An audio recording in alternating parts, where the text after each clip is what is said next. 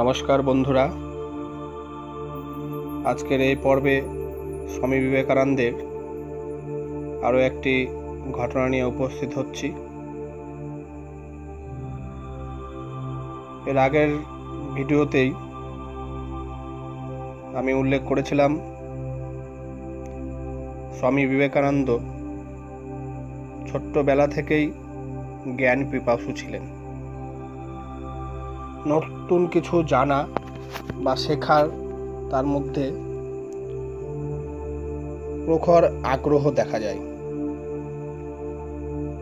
আর এর ফলেই তিনি অনেক অজানা বিষয় সম্পর্কে অগাধ জ্ঞান অর্জন করেন। তিনি প্রচুর বই পড়াশোনা করেন। যে কোনো বই আংশিক অধ্যয়ন করেই বইটির সমগ্র বিষয়বস্তু তিনি বলে দিতে পারতেন। তিনি তার শিষ্যদের একসময় বলেছেন, যা আমরা তেজস্বানন্দজি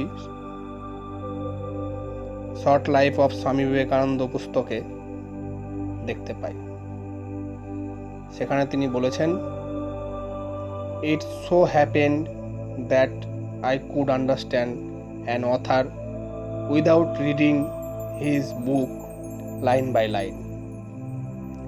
I could get the meaning by just reading the first and the last line of a paragraph.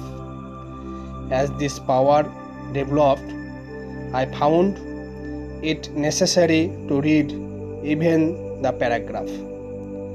I could follow by reading only the first and the last lines on a page. Further, where the author introduced discussion to explain a matter, and it took him 4 or 5 or even more pages to clear the subject, I could grasp the whole trend of his argument by only reading the first few lines. কলেজে পড়ার সময় নরেনের মেধা দেখে ভারতীয় অধ্যাপকদের সাথে সাথে ইংরেজ অধ্যাপকরাও অবাক হয়ে যেতেন। স্বামী তেজস্বানন্দজির a short life of Swami Vivekananda শীর্ষক গ্রন্থে আমরা দেখতে পাই, তিনি বর্ণনা করেছেন, Swami Vivekananda attracted the attention of both Indian and British professors, who were astonished by his brilliant intellect. Principal W. Hastie once said, I have travelled far and wide, but I never yet come across a lad of his talents and possibilities. He is bound to make his mark in life. এরকম বিভিন্ন বিশিষ্ট ব্যক্তিরা তার মেধার প্রশংসা করে থাকেন। নরেন দর্শন, ধর্ম, ইতিহাস, সমাজবিজ্ঞান, শিল্পকলা ও সাহিত্য বিষয়ে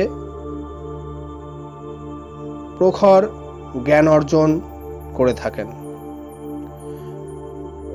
ভারতীয় বিভিন্ন লেখকের বই পড়ার সাথে সাথে পাশ্চাত্য লেখকদেরও বই নরেন পড়ে ফেলে। বিভিন্ন বিখ্যাত পাশ্চাত্য লেখক যেমন David Hume, George W.F. Hegel, Arthur Schopenhauer, Auguste Comte, John Stuart Mill, Charles Darwin প্রমুখ লেখকের পুস্তক কলেজে পড়াকালীন সময়ে নরেন পড়ে ফেলেন।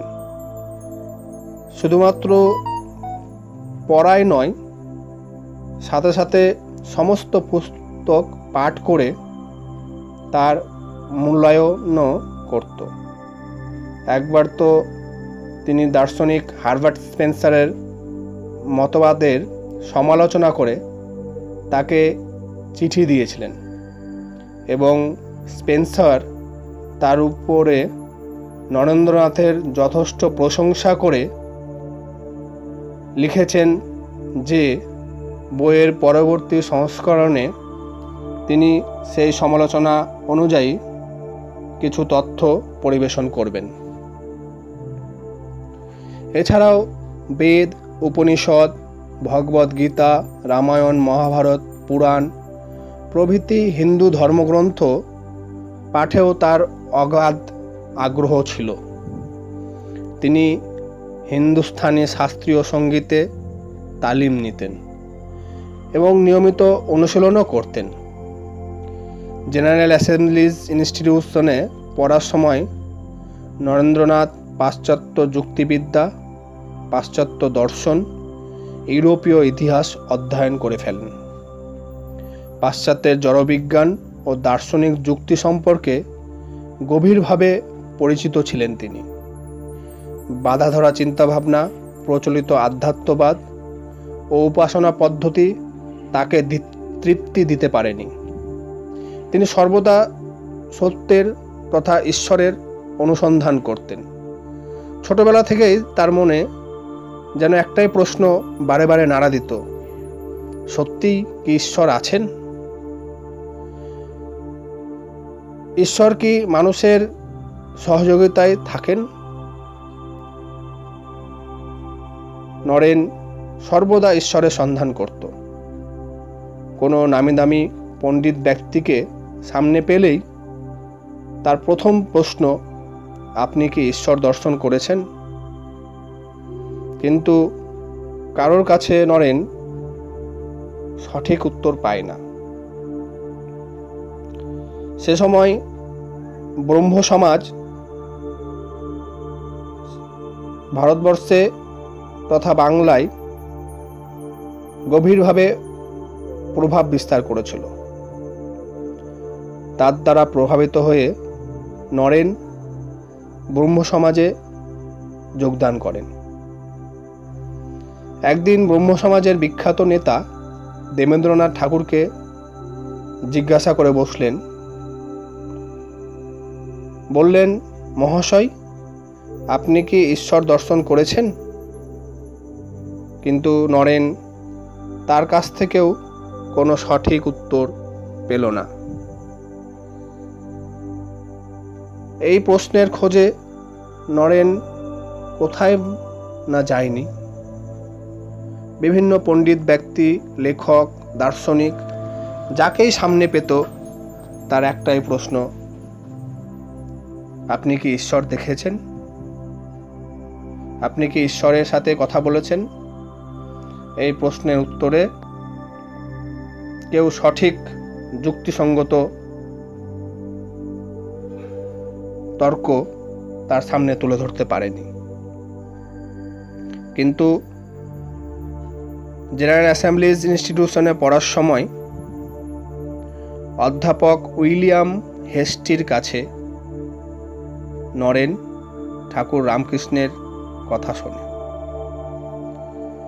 হেস্টি উইলিয়াম ওয়ার্ডসওয়ার্থের দ্য এক্সকারশনস কবিতা পড়ানোর সময় রামকৃষ্ণ পরমহংসদেবের কথা বলেছিলেন। উক্ত কবিতায় ব্যবহৃত ট্রান্স শব্দটি ব্যাখ্যা করতে গিয়ে তিনি ছাত্রদের বলেছেন, ট্রান্স বিষয়টি সত্যিকারের অর্থ বুঝতে হলে তাদের দক্ষিণেশ্বরে গিয়ে রামকৃষ্ণ পরমহংসদেবকে দেখতে হবে। এই কথা শুনে নরেন সহ কয়েকজন ছাত্র রামকৃষ্ণ পরমহংসদেবের সাক্ষাতের জন্য আগ্রহী হয়ে ওঠেন এবং তারা পরিকল্পনা করে যে সদল বলে ঠাকুর রামকৃষ্ণের সাথে দেখা করবে এবং ট্রান্স শব্দটির সঠিক ব্যাখ্যা কি তা অনুধাবন করার চেষ্টা করবে। আজকের মতো এখানে বন্ধুরা, আগামী পর্বে নরেনের পথ দেখানোর সে শ্রেষ্ঠ ব্যক্তিত্ব ঠাকুর রামকৃষ্ণ দেবের সাথে সাক্ষাতের ঘটনা তুলে ধরব। নমস্কার, সকলে ভালো থাকবেন, সুস্থ থাকবেন।